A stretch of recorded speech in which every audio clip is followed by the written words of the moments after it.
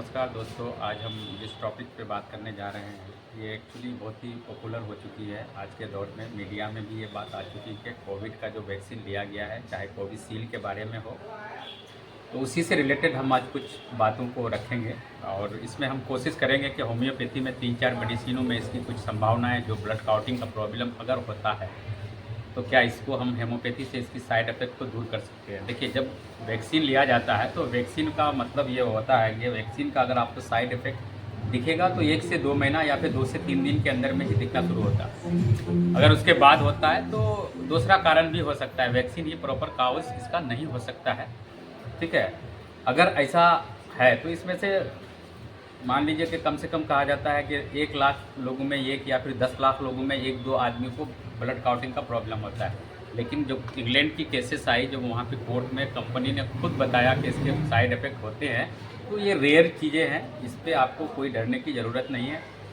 अब इसमें कुछ अगर आपको दिख रहा है, अगर ऐसा आपको डाउट हो रहा है, तो होम्योपैथी में 3-4 मेडिसिन है जो आप ले सकते हैं। और इसमें सबसे पहले मेडिसिन अगर आप मंथली डोज के तौर पर आप सिफ्लिनम का यूज कर सकते हैं। दूसरा थूजा का भी यूज कर सकते हैं आप।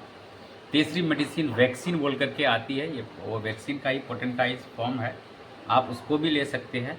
अगर किन्हीं कारण से अगर आपका ब्लड काउटेड हो रहा है ना, ब्लड गाढ़ा हो रहा है, पतला नहीं है, तो उसके लिए एक बहुत बड़ी मेडिसिन है जिनको आप जो ब्रेन हेमराइज में भी यूज किया जाता है। मेडिसिन का नाम है बेलिस, क्योंकि आर्निका के बाद अगर उसकी क्रॉनिक है तो ये मेडिसिन बहुत ही स्पिंजेलिया क्रॉनिक आती है, लेकिन उसके ही साइड की एक मेडिसिन है ये बेलिस परबेलिस। तो आप इस मेडिसिन को देख सकते हैं। आज हम उसी से रिलेटेड एक और उसमें कुछ ऐड करना चाहेंगे कि अगर इसका अगर साइड इफ़ेक्ट आपको दिख रहा है या किसी तरह का भी, तो जैसे टीटीएस के बारे में बताया गया था, तो अब अगर उस तरह का अगर आपको अगर सिम्पटम्स आ रहा है या फिर इस तरह का आपको लगता है, तो अगर आपको ऐसे डाउट होता है तो आप डाउट के तौर पर अगर आपको थोड़ा-सा वहम हो रहा है तो आप डिजिटलिस को भी, अगर नेगेटिव सोच आ रहा है तो आप डिजिटलिस मेडिसिन को भी देख सकते हैं, क्योंकि अगर उससे रिलेटेड अगर आपको नेगेटिव सोच आ रहा है। दूसरा, अगर और उसमें से एक चीज़ आपको इरेबेटिवली आ रहा है या आपको ऐसा लग रहा है कि हमको ऐसा हुआ है, तो उसमें एक मेडिसिन काली कार को भी दे सकते हैं, अगर आपको लगता है कि ऐसा कुछ हुआ है। तो हम आपको पहले ही बता चुके हैं कि अगर इसका साइड इफ़ेक्ट अगर होता तो आपको 3 से या 4 दिनों में या फिर 1 महीने में आपको इसका साइड इफ़ेक्ट दिखने लगता, क्योंकि और इसकी जो मामूली सी है साइड इफ़ेक्ट, चाहे स्वेलिंग हो या फीवर हो, इस तरह के ये मामूली साइड इफ़ेक्ट होते हैं। आप कोई भी होम्योपैथी की मेडिसिन या एलोपैथी की कोई भी मेडिसिन लेंगे उसकी भी साइड इफ़ेक्ट होता है। तो हम आज जिसके बारे में बात कर रहे हैं वो था आपको कोविड-19 का जो साइड इफ़ेक्ट है, इसकी अफ़वाह जो आज मार्केट में चल रही है उसी से रिलेटेड बात कर रहे हैं।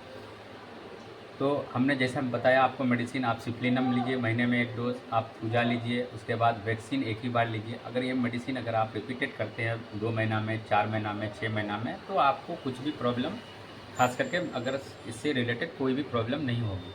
अब पोटेंसी की बात रही, बच्चे हैं तो 200 पोटेंसी में आप दे सकते हैं 1 महीना 2 महीना के बाद में। अगर जवान लोग हैं और या बूढ़े लोग हैं तो 1 एम पोटेंसी ले सकते हैं।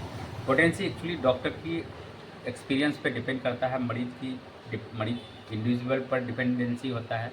इसलिए पोटेंसी आप हमेशा जब भी सिलेक्शन करें एक क्वालिफाइड डॉक्टर के निगरानी में ही सिलेक्शन करें। थैंक यू, धन्यवाद।